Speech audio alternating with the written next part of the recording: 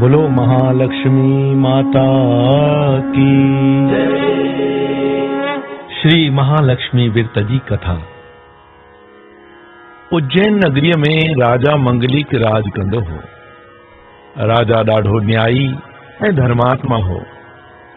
हिकिड़े ॾींहुं हू शिकार कंदे कंदे हिकु महाशोभनीक झंग में वञी निकितो। उते गोपियूं पाण में गॾिजी श्री महालक्ष्मी जो पूजन करे रहियूं हुयूं। राजा उन्हनि खां पुछो त छाजा थियूं सगड़ा ॿधो। उन्हनि ॿुधायो त हे राजन, ही श्री महालक्ष्मीअ जा सगड़ा आहिनि। राजा पुछो त ही महालक्ष्मी माता छा थींदी आहे। उन्हनि चयो त राजन, श्री महालक्ष्मी माता ॾुध पुट ॾींदी आहे, धन दौलत ॾींदी आहे। राजा चयो मूंखे औलाद कोन्हे, सो मूंखे बि सगड़ो ॾियो। गोपियूं जॾहिं पूजा करे उथियूं तॾहिं हिकिड़ी गोपीअ राजा खे अची सगड़ो ॾिनो ऐं उन सगड़े जी विधि हिन रीति ॿुधाई। हे राजा, ही श्री महालक्ष्मी जे विर्त जो सगड़ो आहे। भद्रे महीने जे सहाई अष्टमीअ ते ही विर्त रखबो आहे। कचो सुट हेठ में ॿोड़े उन जूं 16 तंदूं वटबियूं आहिनि। वरी उन्हनि खे 16 ॻंढियूं ॾेई ही सगड़ो ॿधबो आहे। राजा उहो सगड़ो गोपीअ खां वठी पंहिंजे महिलात में आयो। राणी चंद्रावतीअ खे उहो सगड़ो ॾेई विर्त जी विधि ऐं महिमा ॿुधायई। राणीअ वीचार कयो त मां हीरनि जवाहरनि सोन जो सॻो पाइण वारी ही सुट जो सगड़ो छो पायां।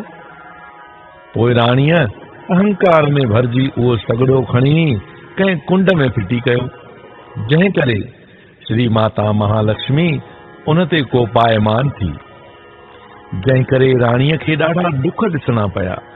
जा ॻाल्हि हिन रीत आहे।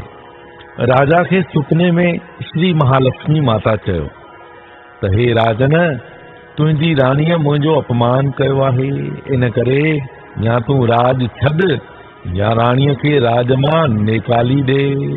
तंहिंते राजा राणीअ खे शहर नेकालो ॾिनो। राणी पंधु कंदे कंदे अची रूपनगर में पहुती। पंधु कंदे कंदे उञ ऐं बुख अची सतायुसि। तॾहिं हूअ हिकिड़े शाहूकार जे घर घिरी वई, जंहिं खेसि दड़का ॾेई ॿाहिरि कढियो। उतां वरी हिकु कुंभर वटि वई, जेको निहाईअ मंझां थांव वेठो कढे। हिन निभागिण जे नज़र पवण सां थांव अधु कचा अधु पक्का निकिरण लॻा।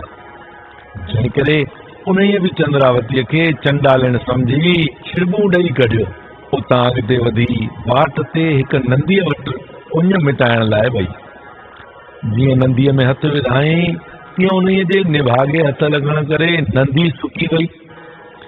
उतां नाव में थी बगीचे में आई ऐं जीअं वणनि में हथु विझी फल फुल मेवा फुटण लॻी, तीअं ई उहो बाग उजड़ी बयाबान बणिजी वियो। जंहिं करे मालीअ उन्हीअ खे निभागण ॼाणे घटि वधि ॻाल्हाए लोधे कढियो। राणी धिका धूमा खाईंदी हिकिड़े जोगीअ जी कुटिया में घिरी वई। उहो जोगी हिकु ॾींहुं बिख्या पिनी सॼो साल वेही खाईंदो, पर राणीअ जे मुंहुं ॾिसण करे उन्हीअ ॾींहुं जोगीअ खे किथां बि बिख्या कोन मिली।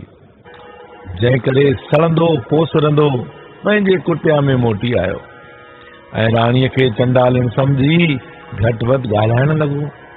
राणीअ ॿई हथ ॿधी उनखे पंहिंजो दुखी दास्तान चई ॿुधायो। जोगीअ खे राणीअ जे हाल ते रहम आयो ऐं राणीअ खे धीअ बणाए पाण वटि रहायईं।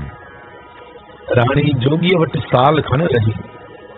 जोगीअ राणीअ खे चयो त तो श्री माता लक्ष्मीअ जो अपमान कयो आहे, जंहिं करे तोखे ही दुख ॾिसणा पिया आहिनि। साल गुज़रण बैदि जॾहिं भद्रे महीने जी सहाई अष्टमी आई, तॾहिं राणीअ सिक सां श्री महालक्ष्मी जो विर्त रखियो ऐं हैड्रे रंग जो सगड़ो 16 तंदूं वटे 16 ॻंढियूं ॾेई सिक सां ॿधाई।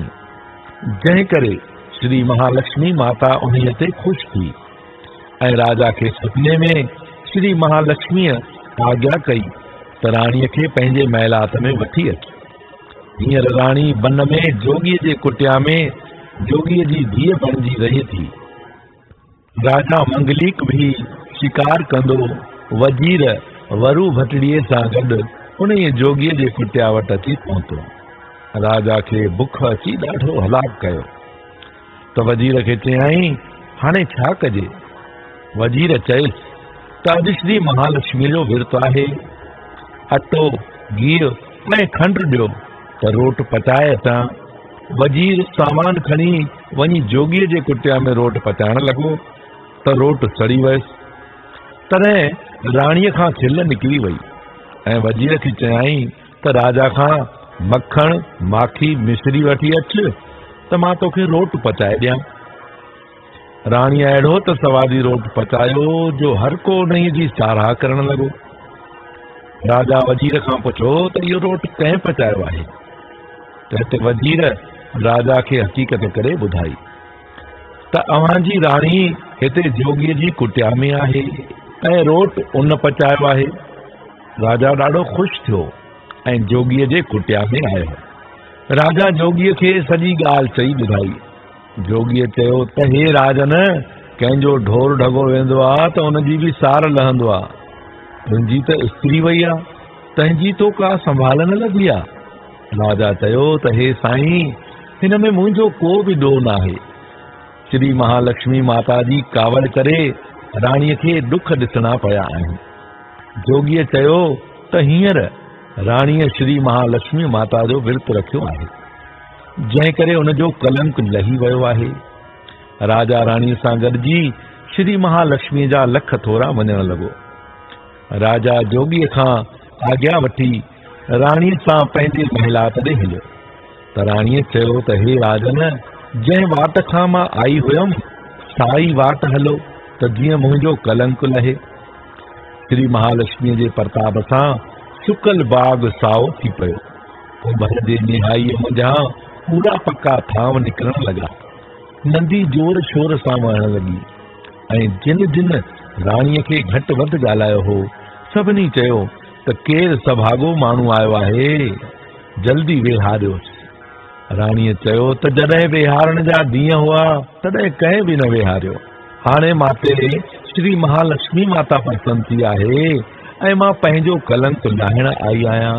तंहिं ते सभिनी अची राणीअ खां माफ़ी वरिती। बोलो महालक्ष्मी माता की जय।